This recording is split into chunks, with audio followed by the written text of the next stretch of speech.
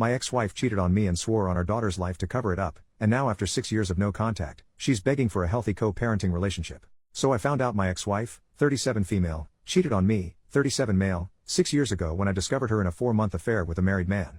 We share a 15-year-old daughter together and co-parent exclusively through my sisters, or email.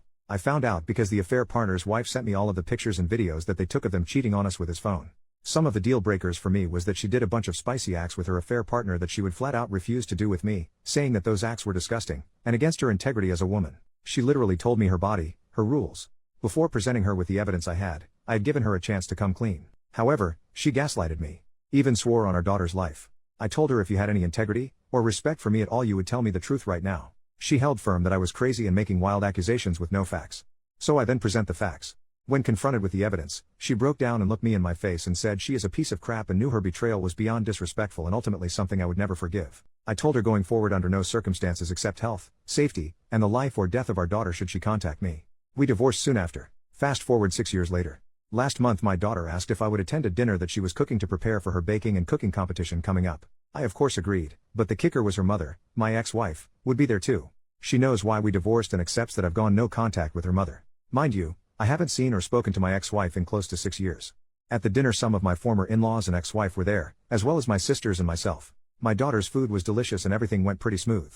1 week after the dinner I received a phone call from my ex-wife that I obviously answered because I thought something was wrong with our daughter. Nothing was wrong with our daughter, but my ex-wife wanted to sincerely apologize for her actions in the past and the damage she did to break up our family. She said that our daughter almost had a breakdown with the fear of her asking me to be in the same place as her and that our current dynamic is not healthy. She wanted to know if was there any way to healthy coexist for future events with our daughter. I did not interrupt her and let her finish what she had to say. When she finished talking, I responded by saying no and discontinued the call. Here is where I need advice. My sister told me my ex-wife is truly ashamed and sorry for breaking up the family and just wants a healthy environment for our daughter. My sister tells me to move on and to think about our daughter's mental health. I reminded my sister that what value am I in my daughter's life if I am unhappy? My ex-wife does not make me happy. So I need an unbiased opinion. Should I forgive my ex-wife and move on to build a better co-parenting relationship with my wife for my daughter's sake? Update 2 days later, I spoke to my daughter, 15 female, yesterday and what she had to say was an eye-opener. She told me that she knows that I love her and would do anything for her so she doesn't want to take advantage of my love for her for me by making me do things I normally would not otherwise do.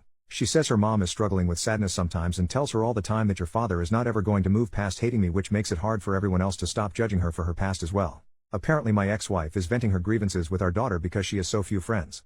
My ex-wife lost a majority of all of our childhood friends, as we all grew up together. None of the husbands want their wives hanging out with her due to the fact that she used girls' night as an excuse to be with her affair partner, and some of the wives knowingly and some unknowingly covered for her. This caused a lot of drama. It is a common belief that some of the other wives were cheating as well, but no other proof can be found. Since my divorce with the ex, the other wives have essentially removed her from the group to save their marriages. Anyway, my daughter also explained to me that she missed our family being together if she was being honest, but understands that me and her mother love her. She then asked me about forgiveness, and then about unforgiveness, things people cannot be forgiven for. I told her that is ultimately a standard you have to set for yourself. It comes from the morality and values you have within yourself. I explained that sometimes you can dislike the actions, but not dislike the person, and sometimes you cannot unassociate the actions from the person. Then I gave her an example. Joffrey Baratheon from Game of Thrones. She hates him with a passion. I said her mother is someone whose actions I cannot unassociate with her. I said it doesn't mean she is a bad mom, it just means she is someone who I cannot disassociate with her actions. As a result, mine and her relationship can never be the same. I then told her just because someone says sorry, that it doesn't mean that everything is okay. Unfortunately some actions have consequences, and in her mother's case her actions are a part of who she is as a person. My daughter then asks me if I have ever forgiven someone who has hurt me before, and I said yes. I have forgiven a lot of people. Forgiveness is a very important quality to have as a person. Ultimately, we had a very good conversation last night and said me and her mom will always be there for her when she has big life events. I will be talking to my ex-wife soon about her comments to our daughter. Second update 10 months later. So, after my last post I decided to schedule an appointment with 2 separate therapists who specializes in marriage and family counseling after divorce. I saw these 2 therapists over the course of 5 months. I did 5 sessions with each therapist, 1 woman and 1 male. In the sessions, I went over all my issues I dealt with my ex-wife and the current dynamics we have in place now. I showed both therapists my Reddit post and wanted truly 2 non-biased opinions from 2 professionals of the opposite sex. The advice they both gave me provided the contrast I needed to make necessary changes if any in my life. The first thing I did was invite my ex-wife to join me in 3 planned therapy consultations in which I would pay for. The goals were simple. First, create an avenue for my ex-wife to start speaking with a professional instead of our daughter about our issues. Second, give her closure, not forgiveness, but an opportunity to give her any answers she may need to recovery and be a better mother and person to our shared child. Lastly, build and commit to a plan that we will follow on how we will deal with parenting our daughter and behave at shared life events, and she actually accepted my offer. First session. The first session was all about sharing our point of view on the current state of our lives, and what we both want for our daughter. I shared that I am currently enjoying my life as my professional and personal life are flourishing in the sense that I have achieved balance, joy, and core life goals and accomplishments are being met. For my daughter, I shared that my goal is to ensure that she is happy, enjoys her childhood, feels loved, and understands the value of self-respect and commitment to core values.